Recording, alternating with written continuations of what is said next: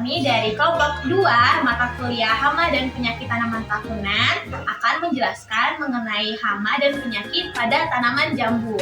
Nah, di sini saya bernama Rilis Meda Panggabean dengan NIM 05071382227094 dari Agroekoteknologi angkatan 2022 kelas Palembang.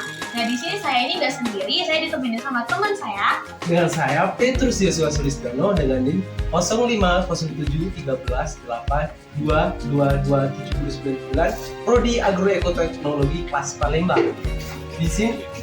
Di sini kita nggak usah lama-lama, langsung saja dengan penjelasan materinya.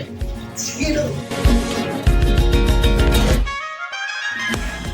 Jambu air merupakan tanaman yang banyak ditanam di pekarangan rumah. Tanaman jambu air sangat berpotensi untuk dibudidaya karena memiliki daya jual yang sangat tinggi sehingga bisa membantu perekonomian masyarakat. Jambu air termasuk mudah untuk dibudidayakan karena perawatannya tidak terlalu sulit jika tidak terserang hama dan penyakit. Namun, seperti yang kita ketahui bahwa hama dan penyakit itu pasti ada saja di setiap tanaman budidaya. Nah, di video kali ini kita akan membahas mengenai hama pada tanaman jambu. Hama yang akan kita bahas ialah lalat buah. Nah, lalat buah ini merupakan hama utama dari tanaman jambu. Populasi lalat buah bisa sangat tinggi yang dapat menyebabkan kerusakan buah sampai mencapai 100% dan menimbulkan kerugian yang sangat besar. Bactroseira sp ini berasal dari daerah tropis seperti Asia dan Afrika, serta subtropis seperti Australia dan Pasifik Selatan. Lalat buah masuk ke Indonesia sejak pada tahun 1920. Beberapa jenis lalat buah yang telah teridentifikasi menyerang tanaman jambu yaitu ada Bactroseira umbrosus, Bactroseira cerambolae, Bactroseira papaye, dan Bactroseira albistregata. Lalat buah biasanya menyerang dan meletakkan telur pada buah yang sudah setengah matang. Lalat betina hingga pada target dan bertelur dengan cara memasukkan ovipositor ke dalam buah. Buah yang baru ditusuk sulit dikenali karena hanya memiliki titik-titik hitam kecil. Kerusakan yang diakibatkan lalat buah dapat menyebabkan munculnya gejala tusukan lalat buah berupa titik hitam pada buah serta gugurnya buah sebelum mencapai kematangan yang diinginkan, sehingga produksi baik kualitas maupun kuantitas itu menurun. Kehilangan hasil yang diakibatkan oleh serangan hama lalat buah bervariasi antara 30-100%, bergantung pada kondisi lingkungan dan kerentanan jenis buah yang diserangnya. Pada tingkat serangan yang berat, lalat buah mengakibatkan gugurnya buah sebelum mencapai kematangan yang diinginkan. Serangan lalat buah ini dapat dikendalikan dengan penyemprotan insektisida, pembungkusan buah, dan juga menggunakan perangkap lalat buah. Nah, pembungkusan buah ini dilakukan sebelum buah matang. Pembungkusan buah ini, keefektifan pembungkusannya itu dapat ditingkatkan dengan menggabungkan pengendalian menggunakan perangkap.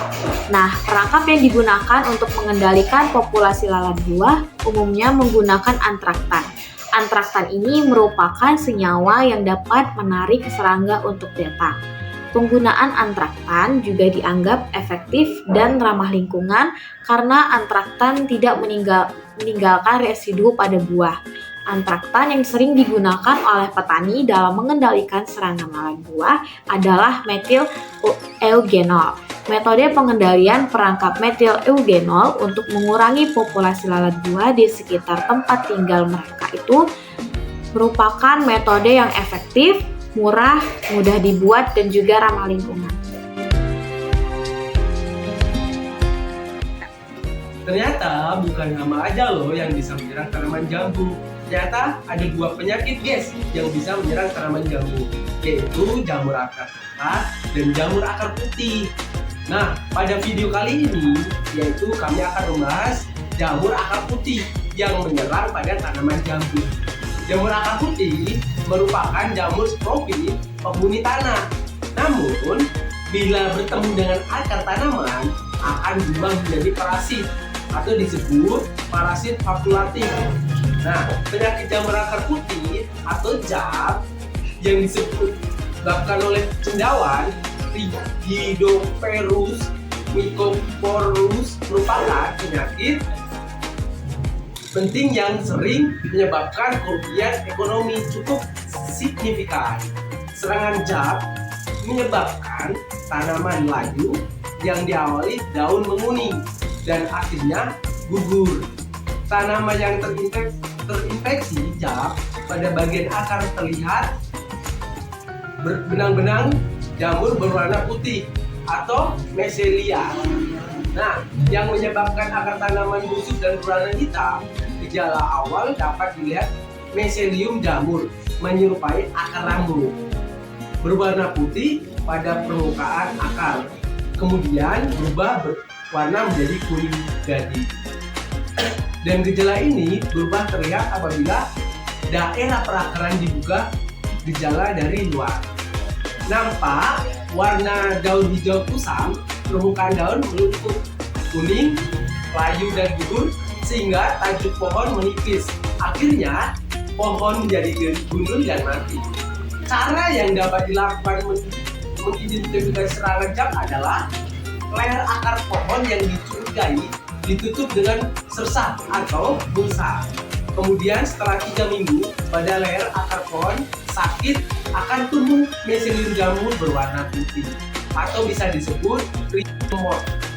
Salah satu usaha pengendalian penyakit jamur akar putih adalah pengobatan tanaman sakit dengan menggunakan fungisida. Pengendalian kimiawi dengan menggunakan fungisida sintetik yang saat ini kemudian dilakukan mempunyai berbagai kelemahan, diantaranya yaitu banyak tinggi dan mempunyai potensi dampak manusia.